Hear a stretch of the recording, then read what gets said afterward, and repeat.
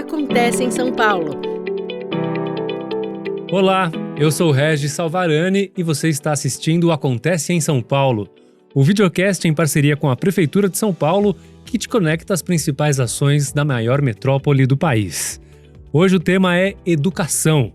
A gente vai falar sobre o investimento no aprendizado, no desenvolvimento de profissionais de educação, na infraestrutura das escolas, na melhoria da merenda, na aquisição de uniforme e de material escolar. E, claro, vamos falar sobre o resultado de todas essas ações. Para essa conversa eu recebo Fernando Padula, secretário municipal de Educação, e Maria Silvia Bacila, secretária executiva pedagógica. Muito obrigado pela presença, secretário, secretária. Obrigado. Vamos começar aqui falando sobre esse investimento de 116 milhões de reais que vem desse PTRF, né, que é o Programa de Transferência de Recursos Financeiros, e vai para 1.600 escolas. Qual que é a destinação desses recursos e como que isso impacta na educação em geral na cidade de São Paulo? Bom, Regis, cabe lembrar, né? Esse já é o segundo repasse do PTRF na cidade de São Paulo. São 3 ao longo do ano. Essa é uma lei municipal que cria o Programa de Transferência de Recursos Financeiros, PTRF, o dinheiro que vai para a escola decidir com a comunidade escolar o seu uso. É importante essa descentralização porque dá autonomia para a unidade escolar, agiliza o processo de execução na escola. Então, aconteceu um problema com uma lâmpada, um problema com a fiação, um problema no banheiro, com a torneira. Enfim, as pequenas manutenções se tornam mais ágeis, garantem... As escolas têm autonomia para poder Tem autonomia para usar recurso. e destinar o recurso. E também para aquisição, porque muitas vezes uma escola está precisando lá de giz de cera, né? Não é centralizadamente na secretaria que você vai saber exatamente o que aquela escola está precisando.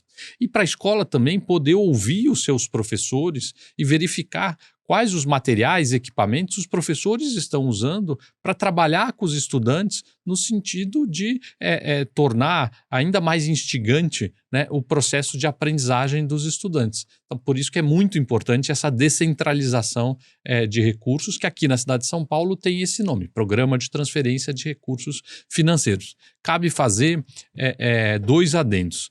Nós colocamos um adicional de vulnerabilidade. O que é isso? É para aquelas escolas de acordo com o número de alunos no CAD único, né? Pobreza e extrema pobreza, justamente buscando a equidade, né? Você tratar e dar mais recursos para quem tem mais alunos vulneráveis. Então, parte destes 116 milhões são repassados de acordo com o número de estudantes que estão no CAD único, de acordo com a pobreza e extrema pobreza. E a outra é uma redistribuição de dinheiro que a gente chama de Robin Hood, porque algumas escolas não usam o recurso ou usam pouco este recurso e outras escolas usam muito o recurso. Então, nós fazemos uma média dos 2 últimos anos e todo mundo que está acima dessa média de repasse dos 2 últimos anos não recebe. E aí quem está entre os 10% que mais utilizaram o recurso, recebe um recurso adicional, também como estímulo para continuarem usando essa descentralização de recursos, que é fundamental para o estudante e para a garantia do direito de aprendizagem. Muito interessante. Vamos continuar falando sobre esse tema, porque acho que é algo que nem todo mundo tem consciência, né? Tem essa informação, essa participação da comunidade escolar, dos professores, enfim, de todo mundo que faz a educação no uso do recurso. Como é que isso se dá e qual que é a importância disso pedagogicamente e no aproveitamento dos alunos? Então, esse dinheiro descentralizado, ele precisa ser combinado com as instâncias colegiadas da escola, né? Então, não é simplesmente da cabeça do diretor, eu quero gastar mais em livros, por melhor que seja a intenção dele. Ele acha que deve investir em livros de literatura. Ótimo, é uma decisão maravilhosa. No entanto, essa decisão precisa passar pelos conselhos colegiados, né? Por essas instâncias colegiadas. E para isso, toda a escola tem o seu conselho definido. E esse conselho tem a participação dos pais, professores e pais, que vão definir conjuntamente como é que essa verba descentralizada deve ser aplicada. E isso gera também transparência, né? Então é importante que a família participe, que dê a sua opinião, que também entenda dos problemas da sua unidade educacional, que entenda das perspectivas do que significa uma boa qualidade da educação, né? Então, para isso, ela também tem a capacidade de opinar. Agora, se eu não conheço e o diretor me apresenta que esses livros são bons, eu não tenho uma condição, enquanto família pertencente a esse conselho, de dizer se isso realmente contribui ou não para a qualidade da educação. Então, todos nós queremos que também essa verba descentralizada, né, ela tenha uma condição de contribuir para a garantia do direito à aprendizagem de todos os estudantes.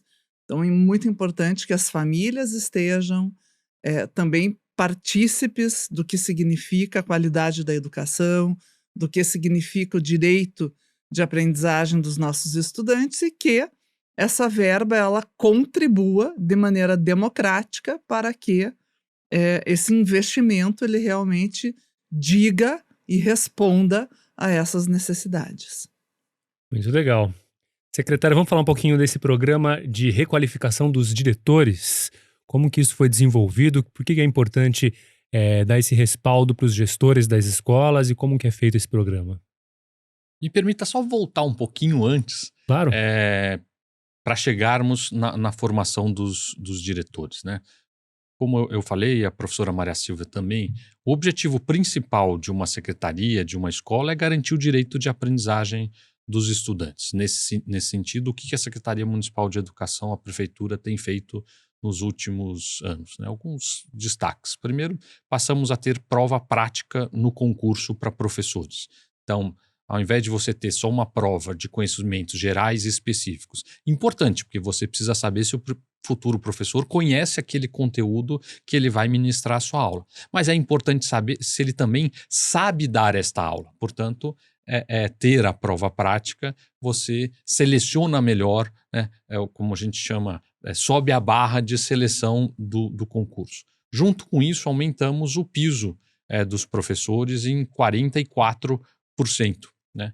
Estamos acima do piso nacional dos professores. Também a equipe pedagógica da Secretaria selecionou o que nós chamamos de kit de experiência pedagógica, de matemática, de ciências, de alfabetização. O que são kits de experiências pedagógicas? Para ficar mais fácil no caso de matemática. Um quadro de números, aquele jogo de madeira do nosso tempo que tinha uma pecinha, 2 pecinhas e vai até 10, né? Chamando de jogo dourado, né? Material dourado. Né? Também como se fosse um pedaço de pizza, né? Um redondo, e que aí você tem o inteiro, o meio, e aí você vai tendo as frações, né? 1/4, 1/6, 1/8. Enfim, uma série de materiais justamente para apoiar o professor nesse processo de ensino-aprendizagem. Colocando projetor, telão e computador em todas as salas para que os professores possam lançar mão de vídeos, de figuras, de filmes para os alunos, música, tornando mais instigante, música. Né? Também formação presencial para os professores nas diretorias regionais, baseado naquilo que os alunos estão tendo mais dificuldade. Seleção de livros para a autoformação dos professores, coordenadores pedagógicos e os diretores. O PTRF, que nós fizemos referência, que é o dinheiro lá na ponta para garantir a autonomia da escola, e professor de apoio pedagógico, que é chamado do PAP, que popularmente se chama professor de recuperação, fortalecimento, mas na rede municipal paulistana, o PAP. Bom, aí nós fomos verificar o resultado das unidades escolares e vimos que um conjunto de escolas, nós temos escolas com melhores e piores desempenho e uma média da cidade. E aí vamos, então, verificar as escolas que tinham os piores desempenhos no IDEB, que é o Índice de Desenvolvimento da Educação Básica, que é um índice do Ministério da Educação, do INEP, né, que cuida destes dados e dessas avaliações que nascem no SAEB. Bom, só que 30% das nossas unidades não tem nota do IDEB. Então, nós fomos recorrer ao IDEP, que é o Índice Paulistano, baseado na prova São Paulo. Porque não ter a nota também é um dado ruim, Regis, porque significa o seguinte: você quer curar a febre quebrando o termômetro. Então, você não curou a febre, você deixou de medir a febre. Então, você não medir, porque para ter o resultado, você precisa ter o mínimo de 80% dos estudantes daquela unidade fazendo a prova. Se você tem menos de 80%, você não tem sequer a nota. E a nota, ela não é um fim, né? Mas ela é um meio, ela é uma fotografia, ela é um raio-x que permite que a escola possa se organizar pedagogicamente, se planejar, replanejar, para conseguir justamente identificar o que cada estudante está tendo de dificuldade e adotar as melhores estratégias. Mas voltando, então nós pegamos 70% das escolas têm nota do IDEB, então pegamos as piores notas do IDEB e 30% do IDEP. Nisso chegamos a um conjunto de 66 unidades escolares cujos alunos têm os piores desempenhos da cidade de São Paulo. Não tem ninguém abaixo destes 66. É planilha de Excel de baixo para cima. A partir daí, adotamos o seguinte critério: quem tem pelo menos 4 anos na gestão escolar, nós convocamos para uma formação que chama Aprimorando Saberes, justamente para que os professores passem por um processo formativo, autoformativo, de pesquisação, em que eles desenvolvem um plano até o final do ano para virar o jogo nessa sua unidade escolar. E aí tomar a liberdade de pedir para a professora Maria Silvia, que é doutora em desenvolvimento profissional, detalhar um pouco mais o que é este programa e o que é esta formação com estes 25 diretores. Tudo bem, então é importantíssimo que cada um deles tenha essa oportunidade de revisitar sua praxis enquanto diretor, né? Entendendo que, como o nosso secretário já falou, são diretores que estão nessas unidades no mínimo há 4 anos com resultados que não são satisfatórios, né? Então, nós temos trabalhado muito nessa perspectiva de que isso é uma grande oportunidade para que eles possam revisitar a sua unidade na perspectiva tanto da gestão, quanto no engajamento da docência, e vários outros aspectos que incidem nessa questão dos resultados de aprendizagem. O envolvimento também da comunidade, dos estudantes que estão até o 5º ano, os estudantes do Fundamental 2, que têm outras necessidades, e para isso eles estão em tarefas que envolvem um mapeamento da escola, que envolvem a pesquisa nessa perspectiva de entender com um aprofundamento quais são as necessidades de cada unidade, e algumas podem se assemelhar, mas algumas têm questões que são muito diferentes, porque elas ocupam territórios aqui em São Paulo também, com especificidades das mais variadas, e tudo isso nós temos respeitado e trabalhado para que esses diretores possam voltar com um plano de ação em 2026 que responda a essas unidades, né? Mas desde já eles têm também a oportunidade de voltar às suas unidades uma vez por semana, já fazer intervenções que sejam pontuais para esse momento, que respondam às necessidades que estão sendo vistas, pesquisadas, e que há possibilidades de mudanças desde já. Ou seja, não precisa esperar a formação, Terminar. já pode começar a colocar em prática experiências que ele viu. Exato. Inclusive, essa coisa da experiência, embora as realidades das escolas tenham as suas particularidades, sejam diferentes, experiências que sejam exitosas em algumas escolas podem ser inspiração para outras, né? Então tem esse intercâmbio também entre os gestores das escolas, né? Como é que por é enquanto, isso? Na primeira atividade que nós tivemos de aprofundamento, nós tivemos a presença de 2 diretores com uma prática exitosa, né? Cada um deles, e eles tiveram a oportunidade de trazer e poder expor isso aos nossos diretores, né? E assim nós teremos outras oportunidades nos próximos meses, das mais variadas possíveis, para que esse aprofundamento aconteça, de maneira que esses diretores possam revisitar a sua prática, não só com a presença de diretores que tenham essa prática exitosa, mas também com algumas imersões que acontecerão em outras unidades, que possam ser dessa rede, de outras redes que também podem acolher a presença desses diretores. E também na medida que outros aspectos que são teóricos, mas que dizem respeito ao que é necessário a esse grupo ou a algumas pessoas desse grupo no tocante a aprofundar essas questões. Sempre entendendo que essa perspectiva, ela, por mais que nós estejamos trabalhando dentro de um grupo, elas têm especificidades, né, a partir do que essas unidades elas reclamam. Agora vamos falar um pouquinho de educação infantil. São Paulo já está há 5 anos com a fila da creche zerada, né? Como é que foi essa jornada para conseguir zerar essa fila, que era um problema crônico da nossa cidade? E fala um pouquinho da educação infantil de forma geral, como que a prefeitura está investindo nesse segmento da educação. Acho que o secretário pode falar dessa história com muita propriedade, aí eu falo da questão pedagógica. Então, esse é um orgulho, né? Acho que nós tínhamos 2 grandes problemas na cidade de São Paulo na área de educação. Um era a fila de creche, nós chegamos a ter mais de 150 mil bebês e crianças na fila. Então, todo momento, todo ano era uma notícia da fila e que teimava em aumentar. Acho que foram mais de 2 décadas nessa situação. E o outro, que depois a gente pode falar, era o problema de atraso na entrega de material e uniforme escolar.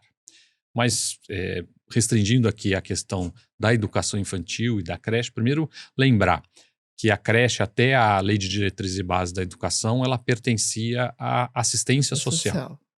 E aqui cabe uma outra observação do ponto de vista mais histórico. A cidade de São Paulo tem muitas parcerias, né, os chamados convênios, antigamente, hoje termos de parceria, com organizações da sociedade civil, as chamadas OSCs, dentro da lei de organizações da sociedade civil, né, o marco regulatório, que é o MIROSC. E algumas pessoas, de quando em vez, falam que não, as creches conveniadas surgiram agora para zerar a fila. Não. E não é verdade. Na hora que você vai pesquisar, existe na cidade de São Paulo, as primeiras creches foram conveniadas, ainda na área da assistência social, lá no final da década de 50, início da década de 60 do século passado. Se o secretário me permite, talvez em muitos dos grandes municípios, a história da educação infantil nasceu assim, né? Pela inexistência das creches na educação e pela existência das creches com essas instituições filantrópicas. E aí, durante anos, e hoje tem uma rede tanto com unidades diretas, unidades indiretas e parceiras. Qual que é a diferença entre elas? A direta é um prédio público com servidores públicos, a indireta é um prédio público com a gestão de uma OSC e a parceira é um prédio alugado ou da própria OSC com gestão da OSC. E aí, desde o final do ano de 2020, a cidade de São Paulo está sem fila de creche. E cabe um dado aqui muito importante. O Brasil tem hoje 38% das crianças em idade escolar, em idade de creche na creche.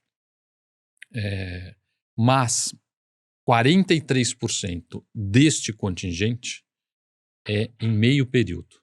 Em São Paulo não tem mais fila e todos em período integral. Isso significa 5 refeições, professoras, pedagogas formadas, interação entre adultos e crianças, brincadeiras, o estímulo para a criança, porque a neurociência nos mostra que este é um período de maior plasticidade do cérebro. Portanto, é muito importante para mudar as futuras gerações a garantia do direito à creche, de uma creche de qualidade, com alimentação de qualidade, um ambiente seguro, com as interações necessárias e os estímulos necessários. E aí já deixo o gancho para a professora Maria Silva falar da parte pedagógica. Então, nós acreditamos que tendo essa garantia de acesso a todas as crianças, nós temos uma perspectiva de que, né, nos estudos que nós temos de políticas públicas em educação e saúde, essas crianças terão a chance de aprender 25% a mais do que aquelas que não estão com essa condição de estar integradas a esses grupos sociais, de receber essa perspectiva do que nós, na educação, trabalhamos muito na questão de um binômio que é o cuidar e o educar na educação infantil, que devem ser garantidos dentro de todos os nossos equipamentos que atendem as crianças de 0 a 3 anos. Então, nesse curto espaço de tempo, que foi nesse século que nós estamos vivendo, em que essas instituições saíram da assistência social e vieram para a educação, e também nesse curtíssimo espaço de tempo em que nós passamos a garantir esse acesso a todos os bebês e as crianças muito pequenas, nós então estamos investindo muito para que nós possamos vencer uma perspectiva assistencialista da creche e possamos efetivamente garantir uma perspectiva de cuidar e educar dessas crianças, porque elas precisam de um cuidado, por óbvio, elas não têm uma autonomia que uma criança maior possui dentro de uma escola, por exemplo, de ensino fundamental, no tocante a andar, a se alimentar sozinhas, enfim, claro que elas precisam de um cuidado, mas quando nós falamos da exacerbação de um cuidado assistencialista, enfim, e esquecemos de todo o patrimônio educacional, isso é muito ruim.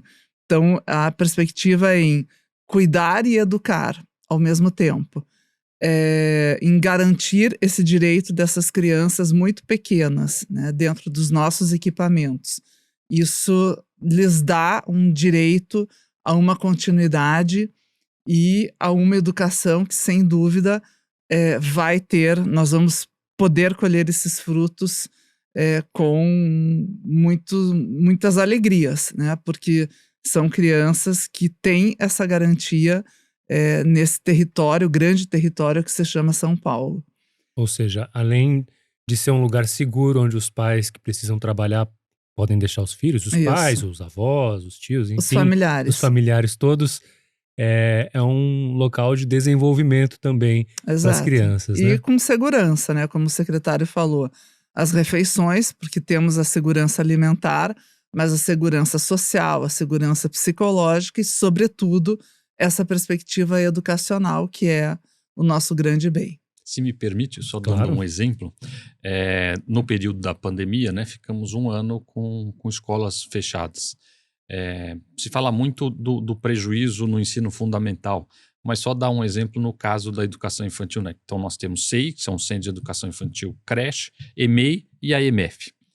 A criança que não passou pela creche, chegou na educação infantil, o que acontecia? Ela chegava ainda usando fralda, não tinha desfraldado, e sem autonomia para se alimentar. Porque tudo isso ela aprende na creche, aprende no SEI. E com um processo de socialização muito sensível, comprometido.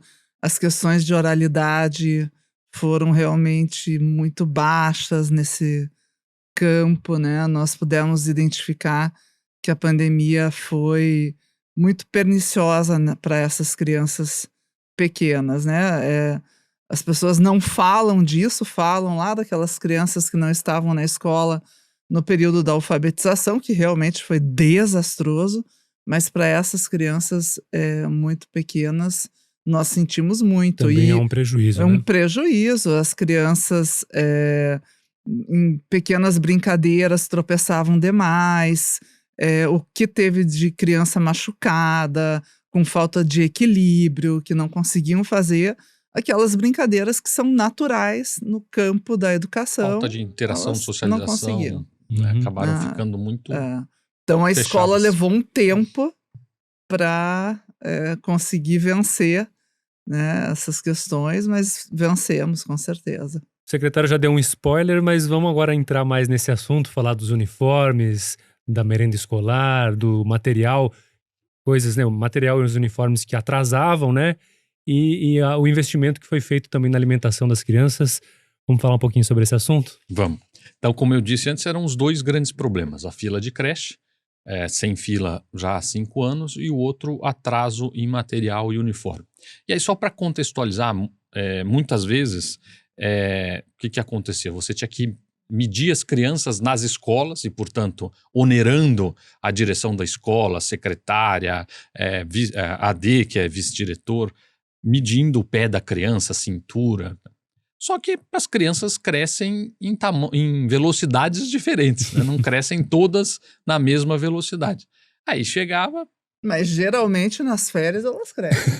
e na hora que você, para fazer as coisas na administração, você tem que começar muito tempo antes, porque vai licitar, pode ter recurso, contra-razão, Tribunal de Contas, Ministério Público e tal. Na hora que entregar, uma ficava sobrando um pedaço da barriga, já era suficiente para Tênis ter apertado. uma matéria no. A outra coisa que acontece na cidade, e muitas vezes as pessoas não se dão conta disso, é que há uma migração dentro da própria cidade. Então o aluguel ficou caro aqui, a família mudou para cá. Mas o poder público está com o cadastro dessa pessoa na escola A, e ela já está na escola B, e vai entregar o material e o uniforme na escola A, e depois vai ter que ser levado para a escola B, o que vai gerar um atraso. Mas constantemente isso ia até maio, junho, julho, até entregar o material e o uniforme. Agora, como é que funciona? Tem um meio de pagamento que é licitado, um aplicativo e um credenciamento de lojas, de material, de uniforme ou dos dois. Aí a mãe vai lá, eu digo mãe porque a grande maioria é mãe, mas mãe, pai, responsável, e leva a criança, já experimenta, né?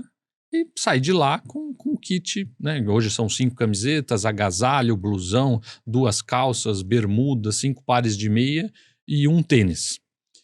E tem uma autonomia também. Dentro do kit, a mãe pode falar o seguinte: esse blusão ainda tá bom, eu quero mais 2 camisetas. E ela faz a melhor combinação para ela, para a realidade dela e da sua criança, né? E pode administrar isso. Tem uma outra questão, que é a dignidade da criança poder escolher a capa do caderno. Né? Não recebe todo mundo o mesmo caderno, com a mesma cor, tudo igual. Né? Ela vai lá e ela fala: olha, eu quero do São Paulo, pode ser do Corinthians ou do Palmeiras, a gente deixa, do Santos, mas pode ser do super-herói, pode ser... E também dentro de cada kit, que é definido pela equipe pedagógica da secretaria de acordo com a faixa etária. Então aqui é giz de cera, aqui é massinha, aqui não, é caderno, transferidor, compasso, né? É de acordo com aquela faixa etária. E tem uma outra questão, que não é o objetivo do programa, mas que é o fomento ao pequeno comércio e a geração de emprego. Então hoje são quase 800 lojas credenciadas na cidade de São Paulo inteira. Então facilita, porque tem loja perto do trabalho ou perto da moradia, e também gera emprego e fomenta o pequeno comércio na cidade de São Paulo. E a merenda, a alimentação? Bom, a alimentação também tem uma equipe, tá no guarda-chuva da professora Maria Silva, mas vou dar mais um spoiler aqui. Hoje nós temos na creche 5 refeições diárias, como eu disse, porque elas ficam em período integral. Foi trazido na prefeitura também 2 questões. Uma foi no recreio nas férias, que é tanto em julho quanto em janeiro, tem agora café da manhã, almoço e lanche da tarde. Tem a distribuição de cestas básicas para o CAD único né? Pobreza e extrema pobreza, e o programa Leve Leite. Tudo para garantir segurança alimentar e nutricional para os nossos estudantes, quer seja no período de aula, para quem tem fome não aprende, e também no período de férias. E temos um grupo de 150 nutricionistas que cuidam do cardápio de forma balanceada. Mas vou deixar a professora Maria Silvia falar. Acho que o secretário já trouxe a questão para além da garantia de todas essas refeições, é trabalhar também a educação alimentar. Então, o que se oferece a essas crianças a partir do nosso grande programa de alimentação escolar, Programa Nacional de Alimentação Escolar, o PNAE, que rege todas essas questões na alimentação pública, né? Então, por exemplo, as crianças pequenas, elas não têm o açúcar, nós trabalhamos com a frutose. No início, isso foi muito difícil para que essas crianças aceitassem, né, esse suquinho com a frutose e essa retirada, né, desse açúcar refinado que não faz bem para as crianças muito pequenas. Então, é toda uma perspectiva efetivamente de educar as crianças e educar os profissionais que estão também organizando esse processo de alimentação nas nossas UEs, porque esse é um processo pedagógico. Nós acreditamos que a alimentação escolar, para além da perspectiva de garantir a segurança alimentar, ela é um grande processo educacional, um grande processo pedagógico. E aí alimentação minimamente processada ou in natura. Muito interessante. Vamos falar um pouquinho sobre os CELS? Tem projetos novos no CELS, tem participação de PPPs. Comenta um pouquinho para a gente, secretária, quais são esses novos projetos. Nós estamos não só com a construção dos CELS a partir das PPPs, o que garante a estrutura, uma construção num modelo mais rápido e a manutenção dos CELS dentro dessa lógica das PPPs. Então, uma necessidade, por exemplo, de reparo, troca de uma lâmpada, enfim, isso não fica a cargo da administração pública, mas nós temos uma PPP que cuida dessa manutenção, né? O que desonera um grande trabalho e dá a possibilidade de investimento maior no trabalho pedagógico. E muitas vezes dá mais agilidade também, dá mais né? agilidade, exato.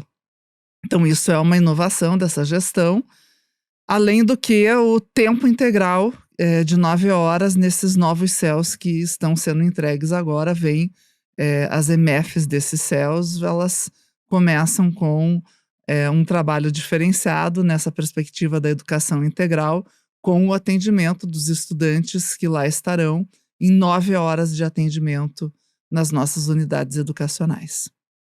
Se me permite, acho que o modelo tradicional existente é um modelo ultrapassado, né? No qual você teve um problema num telhado ou no muro, aí tem que acionar a DRE, né? Nós temos 4.100 unidades, a cidade de São Paulo está dividida em 13 diretorias regionais. Então a escola aciona a DRE. Aí a DRE coloca lá em ordem e manda o seu engenheiro olhar. Depois faz um pedido para a Secretaria de Obras, que manda um fiscal lá. Depois isso vai virar um projeto básico, para depois virar uma licitação, para depois virar um contrato. E que no momento em que terminar para o que foi contratado, vai embora. Aconteceu uma outra coisa, vai tudo de novo. Pede para a DRE, que manda um fiscal, que vai um engenheiro, tudo numa morosidade. Além de você ter uma profusão de contratos, né? Já terceira. Você tem o contrato da limpeza, você tem, no caso do CEL, o contrato de vigilante, o contrato do guarda-vidas, o contrato da portaria. Então também onera muito com a gestão de vários contratos.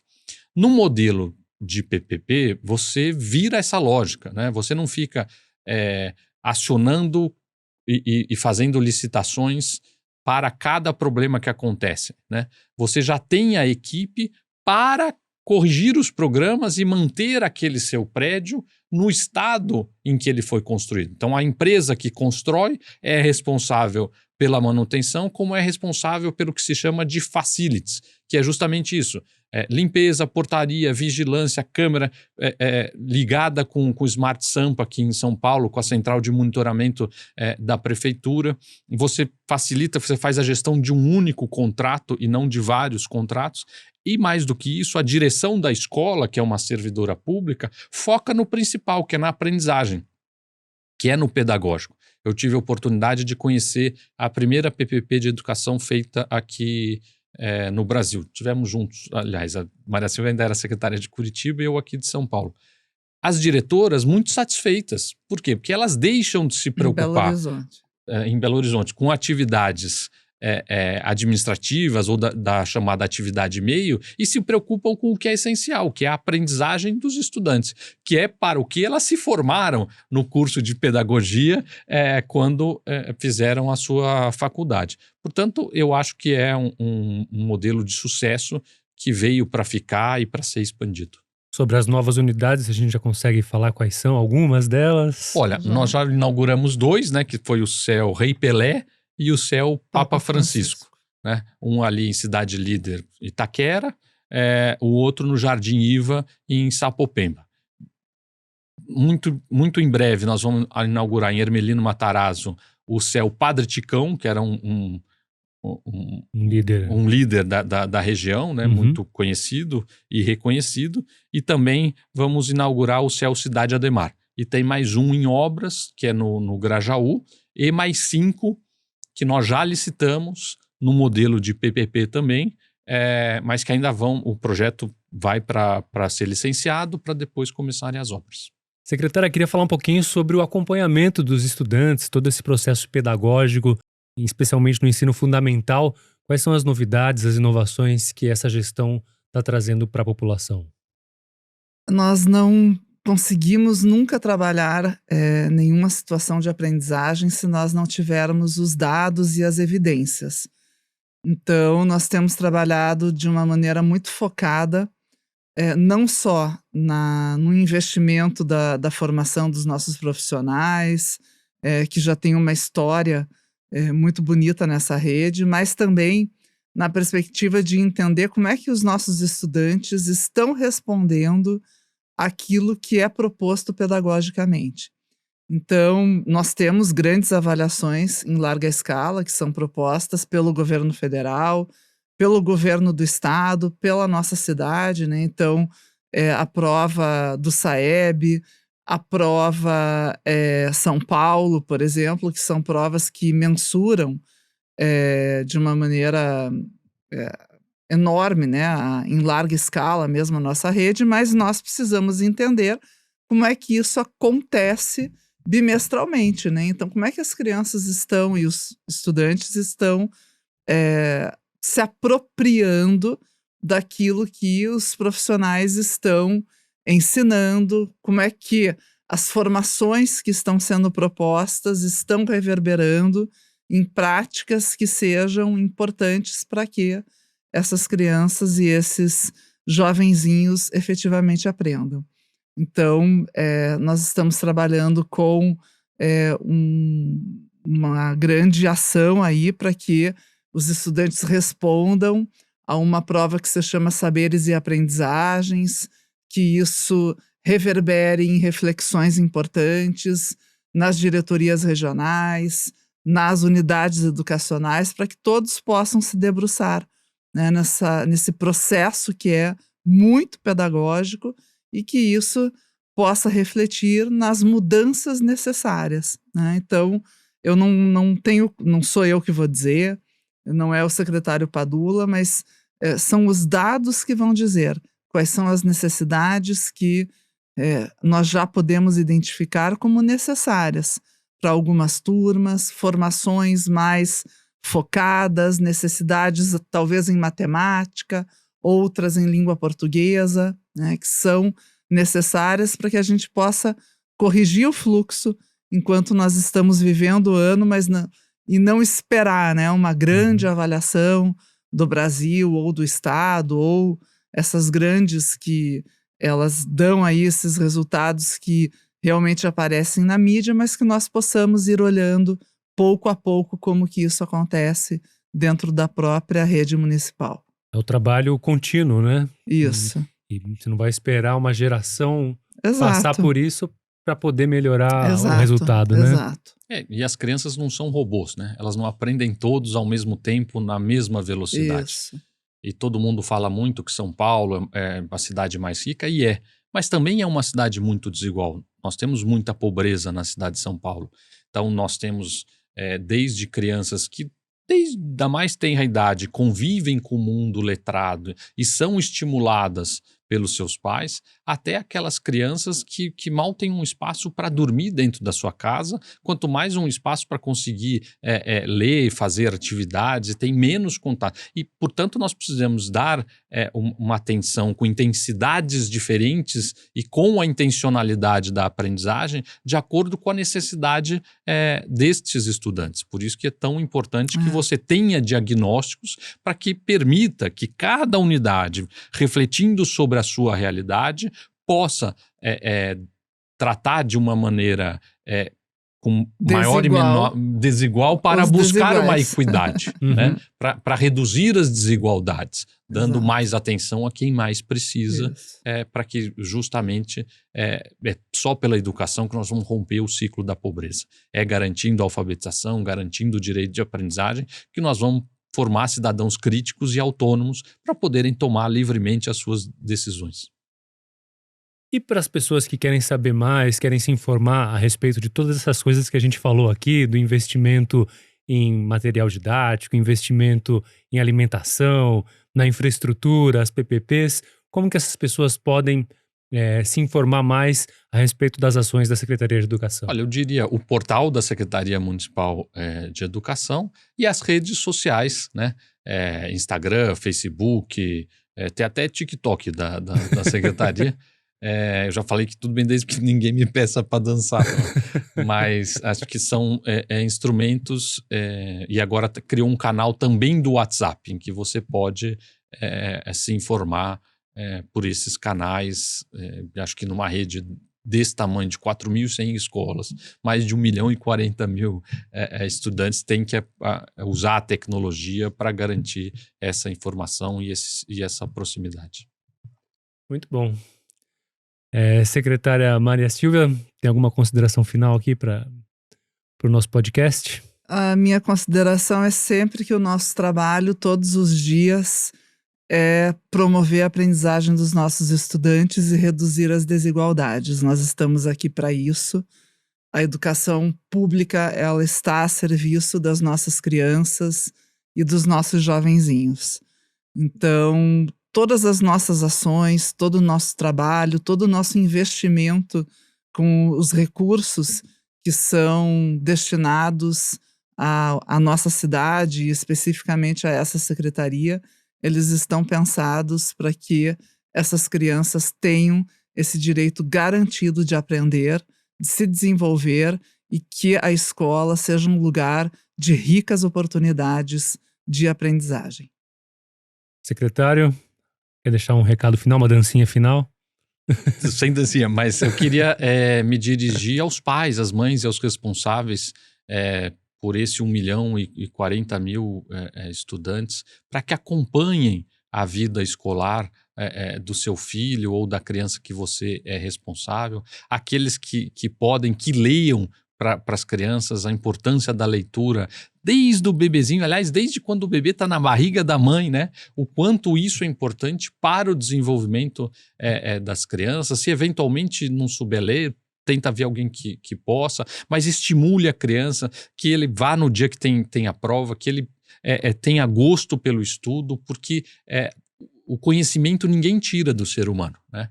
E é muito importante que a gente garanta uma geração com alfabetização, com direito de aprendizagem, com ênfase em matemática, mas para isso é uma tarefa do Estado, sim, mas como diz a nossa Constituição, é uma tarefa da família também. Então, eu queria me dirigir aos pais, mães responsáveis para que acompanhem, prestigiem, apoiem a unidade escolar, cobrem das unidades, cobrem e apoiem o seu filho no processo educacional. Muito bom, a gente bateu um papo aqui com o secretário municipal de Educação, Fernando Padula, e com a secretária executiva pedagógica Maria Silvia Bacila. Muito obrigado. Eu agradeço. Nós que agradecemos. Muito obrigada. E esse foi mais um episódio do Acontece em São Paulo. Toda semana trazendo histórias, entrevistas e bastidores das ações que fazem São Paulo acontecer. Acompanhe mais novidades da Prefeitura no site, nas redes sociais oficiais e siga o videocast nas plataformas da CBN. Eu sou o Regis Salvarani e nos vemos no próximo episódio. Até lá! Acontece em São Paulo. Prefeitura de São Paulo. Aqui, o trabalho não para.